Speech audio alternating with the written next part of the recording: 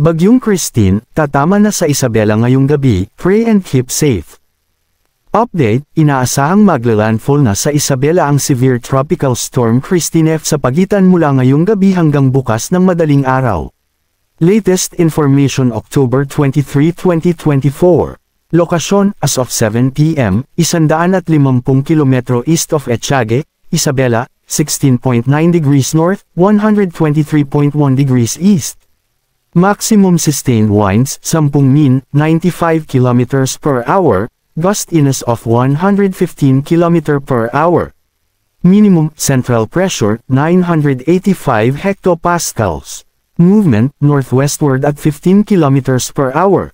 Tropical cyclone wind signal. Signal number 3, Isabela, Kalinga, Mountain Province, Ifugao, the central portion of Abra, Malibcong, Licuan Baay, Salapadan, Daguman, Buklok, Bolinay, Tubu, Luba, Manabo, Bukay, Villavicosa, Pilar, San Isidro, Peñarubia, Benguet, Quirino, Nueva Vizcaya, northern and central portions of Aurora, Dilasag, Kasiguran, Dinalungan, Dipakulaw, Maria Aurora, Baler, the northern portion of Nueva Ecija, Caranglan, Lupao, San Jose City, Pantabangan, Pangasinan, La Union, and the central and southern portions of Ilocos Sur, Cervantes, Quirino, Sigay, Suyu, Alilem, Sugpun, Tagudin, Santa Cruz, Salcedo, Gregorio del Pilar, San Emilio, Lidlida, Burgos, San Esteban, Santiago, Banayoyo, Galimuyod, City of Candon, Santa Lucia, Nagbukel, Santa Maria, Narvacan.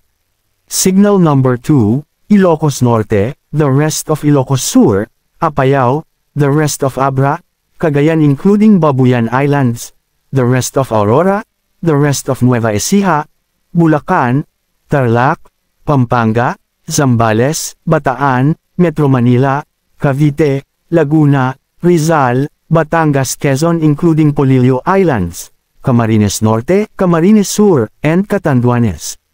Signal number 1, Batanes, Occidental Mindoro including Lubang Islands, Oriental Mindoro, Marinduque, Romblon, the northern portion of mainland Palawan, El Nido, Taytay, Araceli, San Vicente, Dumaran, Cuyo Islands, Calamian Islands, Albay, Sorsogon, and Masbate including Ticao and Berrios Islands, Aklan, Capiz, Antique including Kaluya Islands, Iloilo, Guimaras, the northern portion of Negros Occidental, Pontevedra, La Castellana, Moises Padilla, Bagu City, La Carlota City, Valladolid, Pulupandan, Bacolod City, San Enrique, Murcia, Silay City, City of Talisay, Enrique B.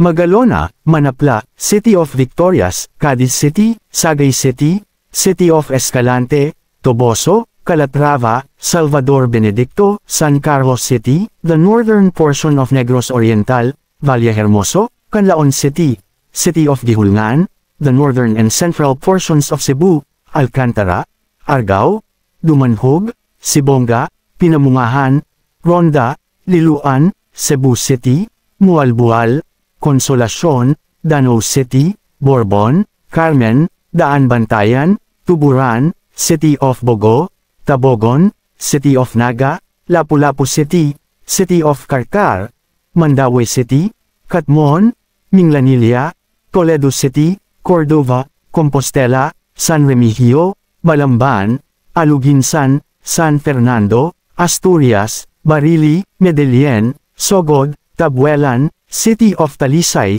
including Bantayan Islands and Camotes Islands, Bohol, Eastern Samar, Northern Samar, Samar, Leyte, Biliran, and Southern Leyte, Dinagat Islands and Surigao del Norte including Siargao Bucos Grande Group. Kasama pa rin sa signal number 2 ang Kalakhang Maynila, Metro Manila. Forecast. Inaasahang maglalandfall na sa pagitan mula ngayong gabi-gabi o bukas ng madaling araw si Christine sa lalawigan ng Isabela, at magdamag na tatawirin ang Northern Luzon bukas.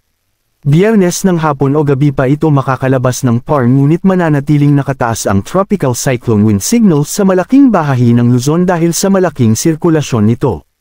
Sa paglabas ng Philippine Area of Responsibility ng Bagyong Christine sa araw ng Biyernes, tila may nakalimutan ulit ito at posibleng mag-U-turn pabalik at posibleng lumapit muli sa Philippine Area of Responsibility next week. Babantayan ito kung papasok muli ng PAR. Magkakaroon kasi ito ng interaction sa isa pang potensyal na bagyo na papasok sa PAR next week, samantala ang low pressure area na nasa labas ng Philippine Area of RESPONSIBILTYIBINABANATAYAN kung mabubuo ito bilang isang ganap na bagyo. Manatiling nakatutok sa weather balita.